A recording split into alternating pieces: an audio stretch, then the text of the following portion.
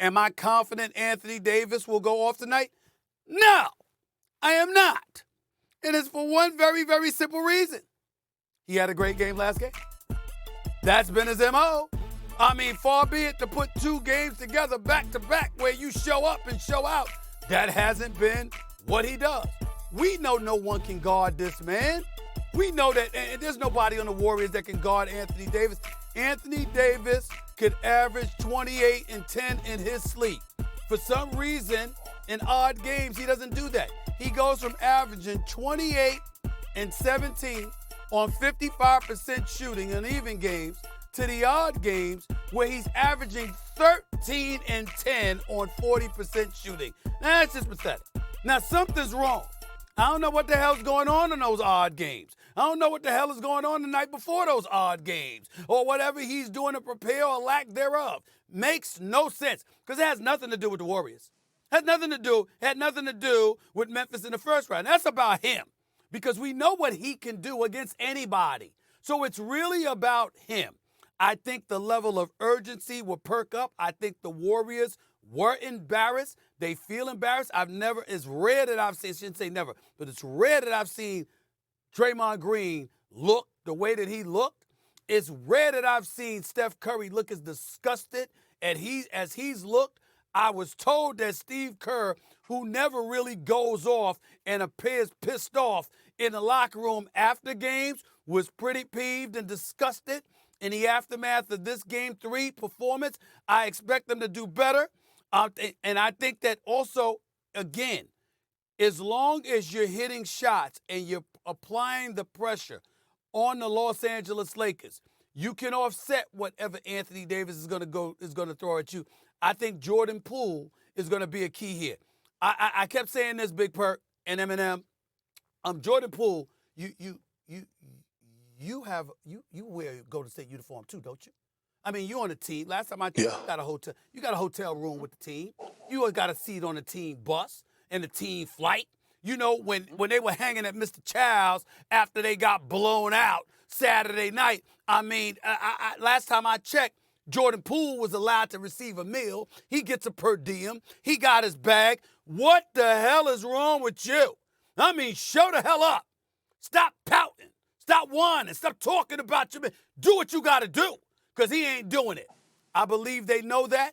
I believe teammates will call him out on that. I believe that the Golden State Warriors will rise because they have no choice.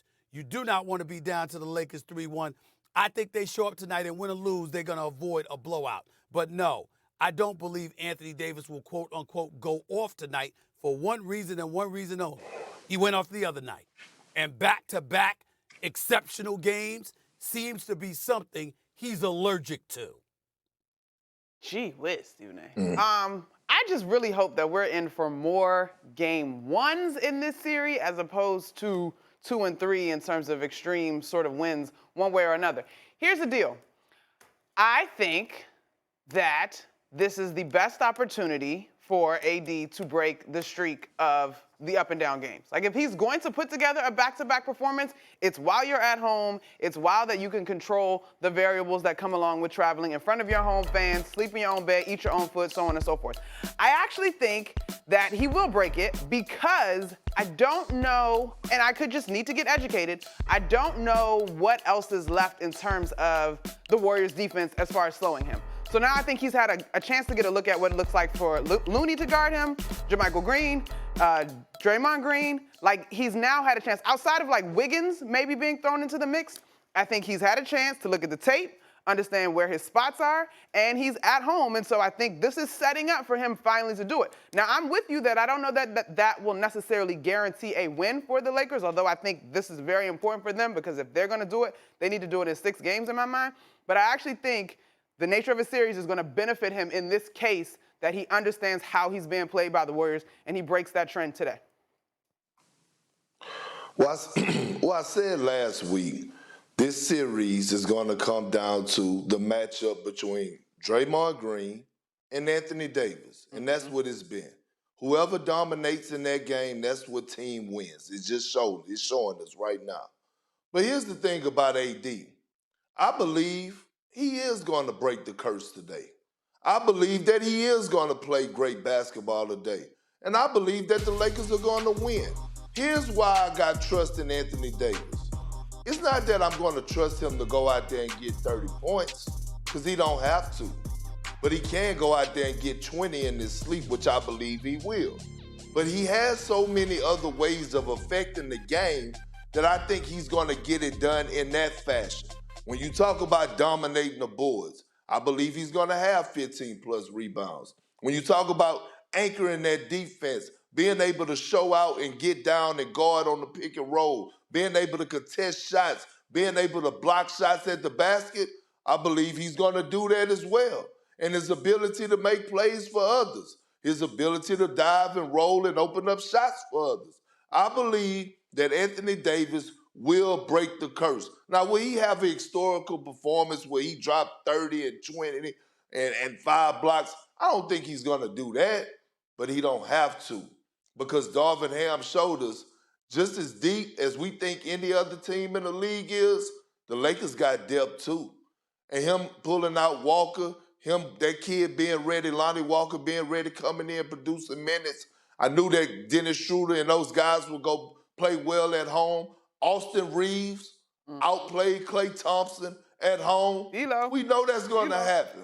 Role play, D-Lo.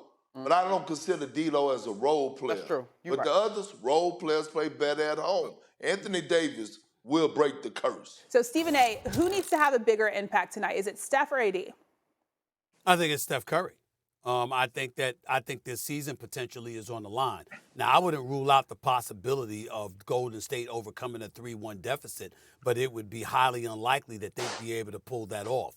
This is serious business right here, and I think that the Golden State Warriors have a few problems. Number one, Kendrick Perkins is not popular to say, because I think that Steve Kerr is one of the top 5 coaches in the history of basketball.